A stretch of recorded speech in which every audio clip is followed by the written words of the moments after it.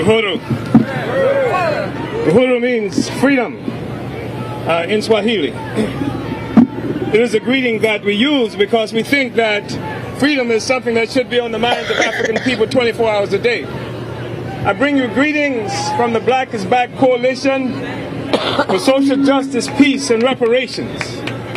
I want to express our appreciation for everybody who's participating in this contingent.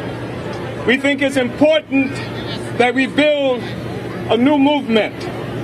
We think it's important that we intervene in this process as the Black is Back Coalition because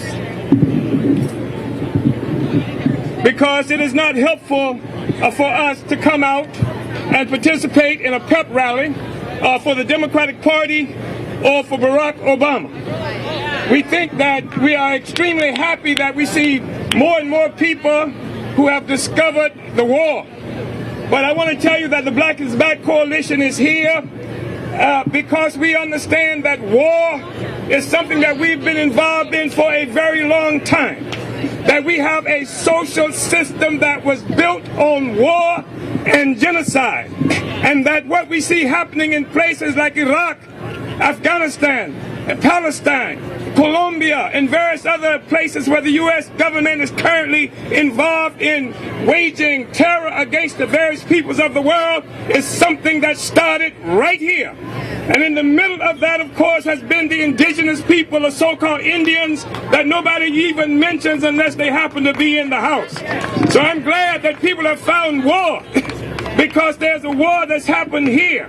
It has happened on the backs of Africans and Mexicans right here in this country. It is our contention that the U.S. never could have got to Afghanistan, never could have got to Iraq, never could have got to Vietnam, never could have got to the various places where it is waging war against the peoples of the world if there had been a movement right here in this country to deal with what they were doing to Indians, black people, Mexicans, and the rest of that.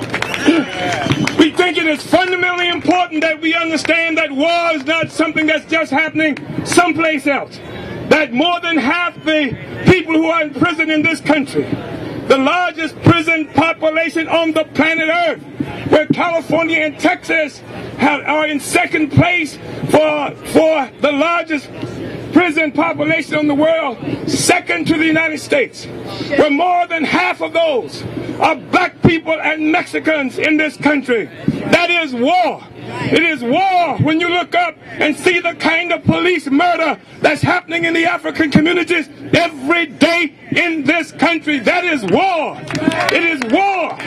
When you look at the numbers of political prisoners in this country right now, let's talk about the various political prisoners. Let's talk about Sundiata Acoli and the Black Liberation Army. Black men and women who stood up for freedom at a time when it was unpopular and went against the greatest power on earth, the United States government, in defense of the rights of everybody. So the war has been going on for a long time. Let's build a new movement. Let's build a movement that can not only talk about how we are affected personally by what's happening someplace else, but recognizing that we are dealing with a social system that has never in its history been involved in a just war. American imperialism is incapable of engaging in a just war. Finally, I just want to say this. This is a time of serious crisis.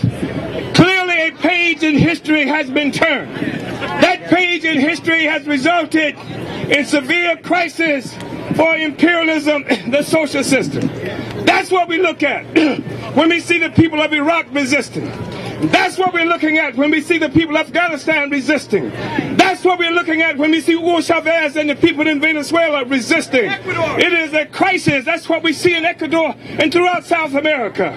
The fact is a social system is in a state of crisis. And that crisis is caused, for the most part, by the fact that oppressed peoples around the world, upon whose backs an entire rotten, foul social system rests and must keep oppressed for its own survival, are rising up. Let's not simply talk about peace. Peace is good, but there's a question of right and wrong.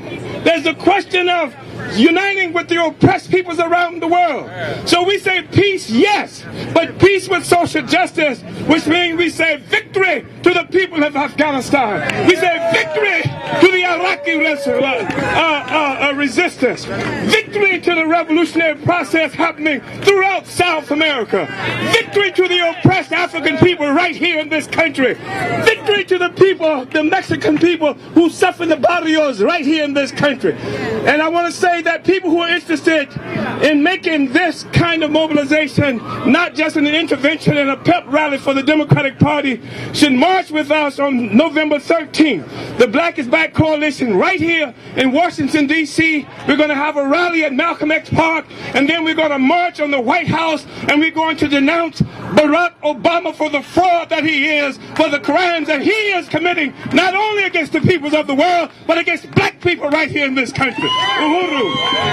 Halle Bailey, our second to last speaker before we march out. Brothers and sisters, I'm going to be very short, but let us talk about the crisis of capital.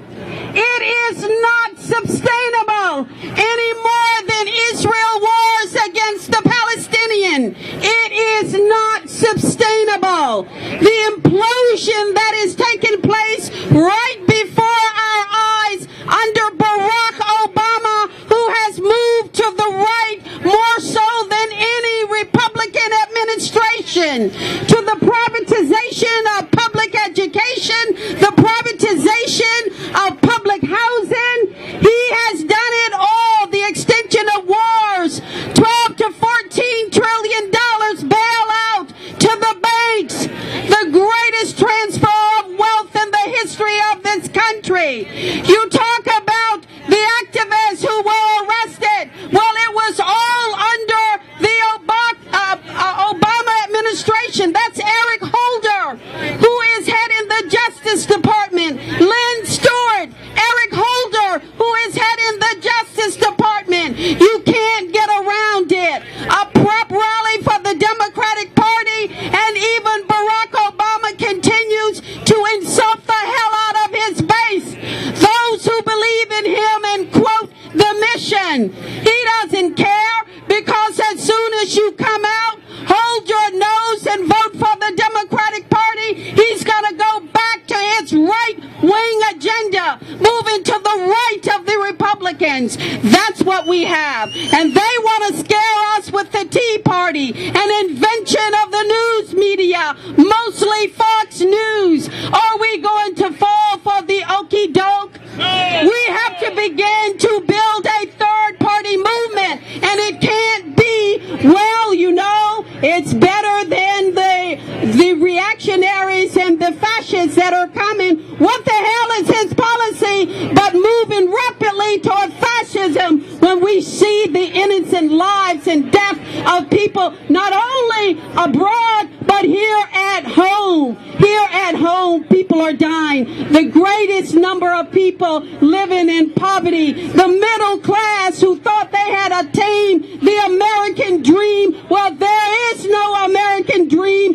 It's a nightmare. And we have moved even deeper in our nightmarish sleep under Barack Obama. This cannot be a prep rally for him. And we have to remember, power concedes nothing without a demand. It never has, and it never will. And it is about time we hold this man responsible and not think about, oh, the Tea Party is going to get him, as he's kicking our ass every day and making our lives miserable and the lives of our children and everyone else in our neighborhood. Thank you very much.